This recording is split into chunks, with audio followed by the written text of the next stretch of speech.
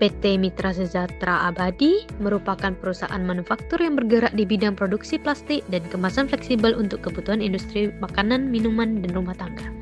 Perusahaan berkomitmen menyediakan produk berkualitas tinggi dengan efisiensi operasional berkelanjutan. Audit manajemen sumber daya manusia dilakukan secara berkala untuk memastikan efektivitas sistem pengelolaan tenaga kerja agar sejalan dengan tujuan strategis perusahaan.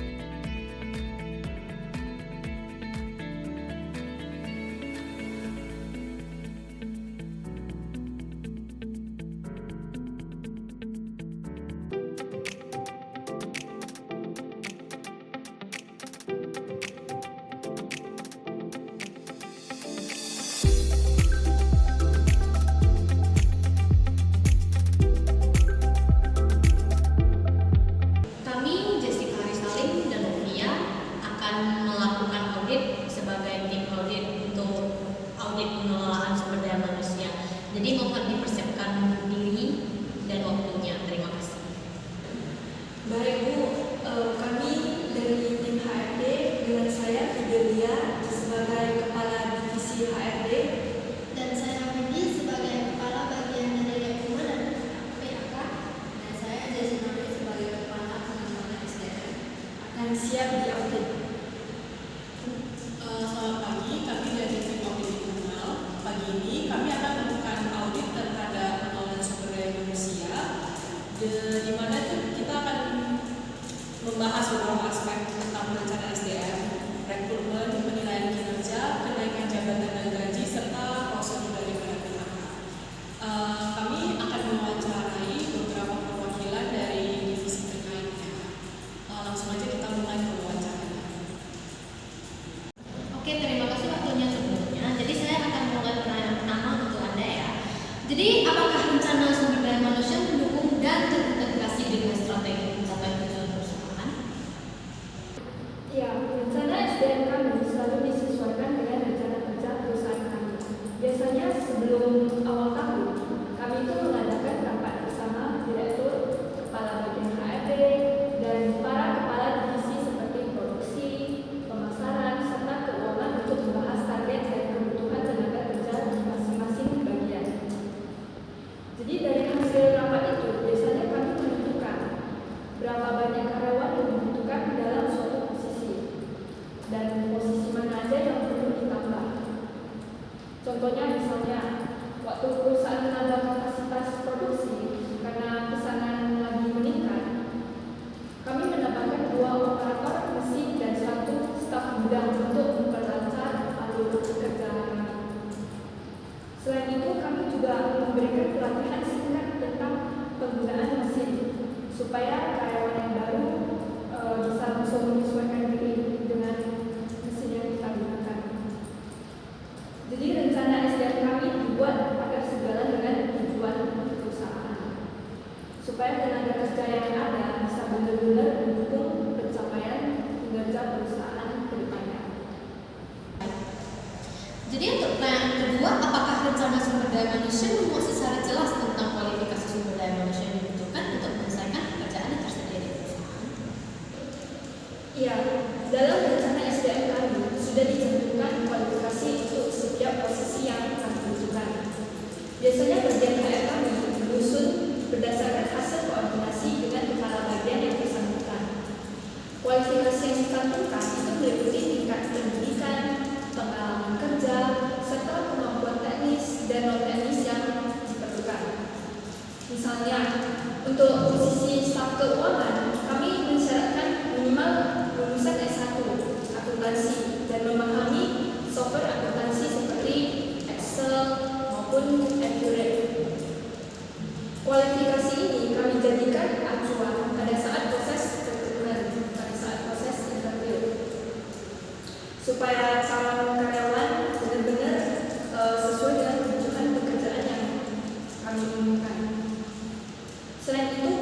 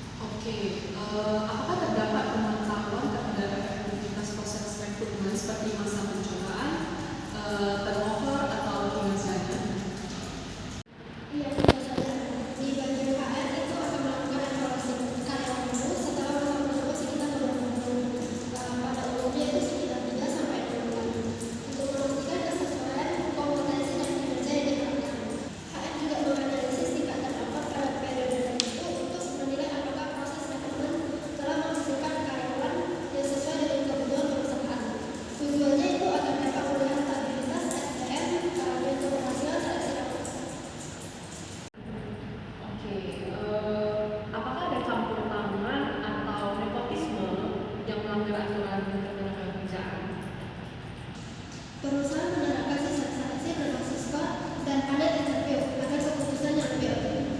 Setiap pelamar akan dinilai berdasarkan kompetensi, hasil tes, dan wawancara untuk meminimalkan potensi intervensi dan nepotisme.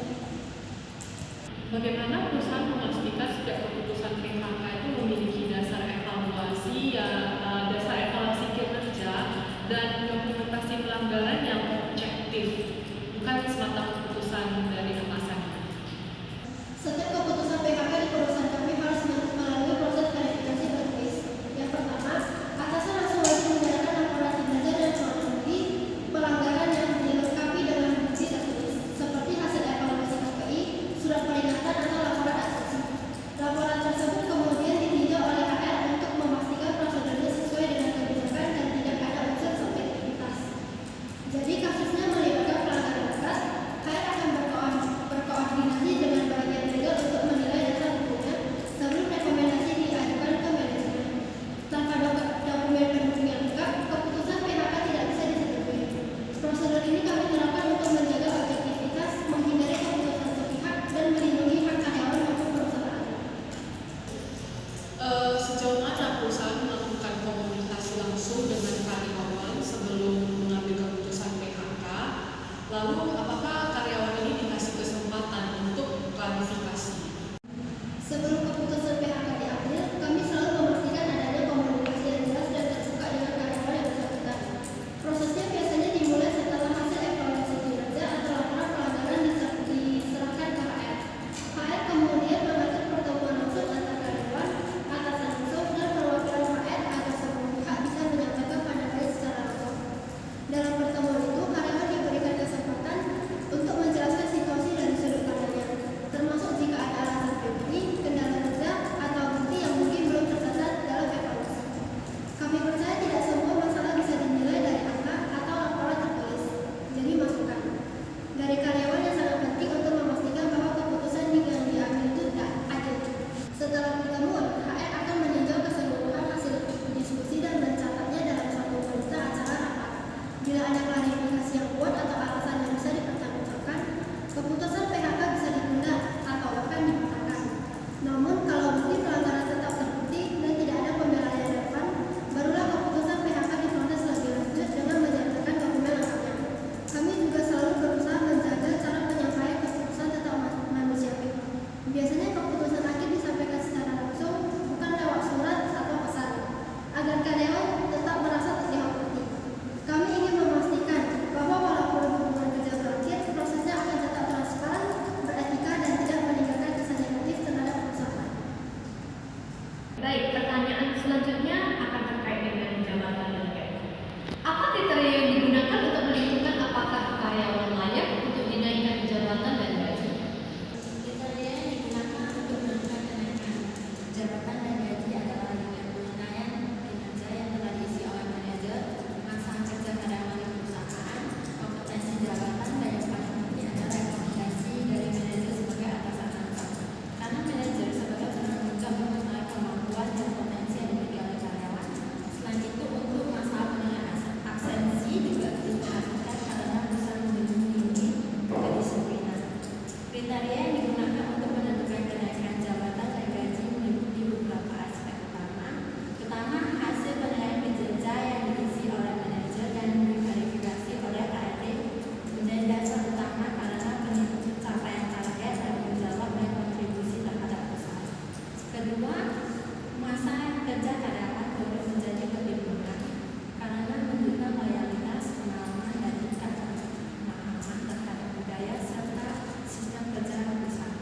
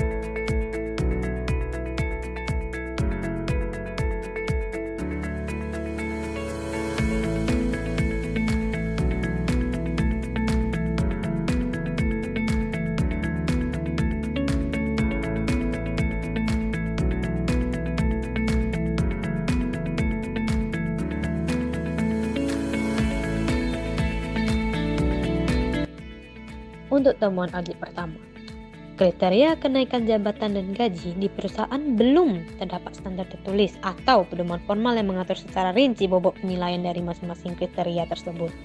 Selain itu, proses verifikasi hasil penilaian kerja oleh HRD masih bersifat administratif dan belum sepenuhnya mencakup aspek validasi objektif terhadap hasil evaluasi manajer. Hal ini berpotensi menimbulkan subjektivitas dan ketidakkonsistenan dalam penilaian kinerja yang dapat berdampak pada persepsi ketidakadilan di kalangan karyawan dan menurunkan motivasi kerja.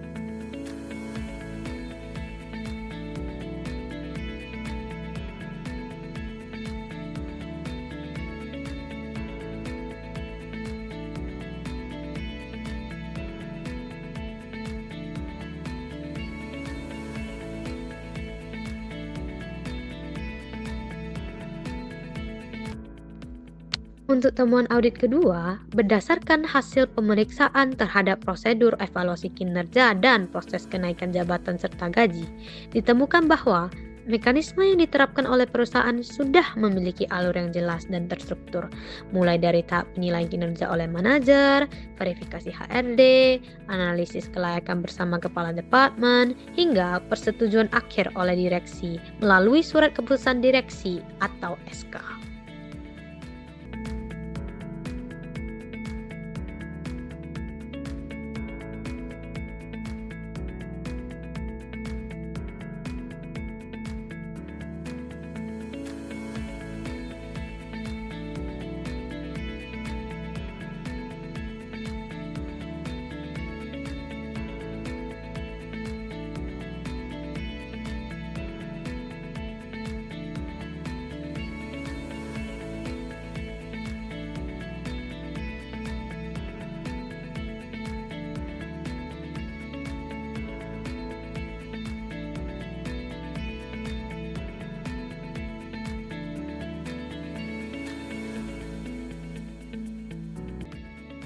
Untuk temuan audit ketiga, perusahaan telah memiliki kesadaran untuk melakukan survei kepuasan karyawan secara rutin, namun tidak menjelaskan metode survei yang digunakan, misalnya apakah dengan kuesioner, wawancara, atau diskusi kelompok. Siapa yang melaksanakan dan apakah hasil survei terdokumentasi atau ditindaklanjuti secara formal. Proses pengukuran kepuasan karyawan telah dilakukan setiap tahun, namun belum terdapat penjelasan tentang metode survei dan dokumentasi hasilnya secara formal.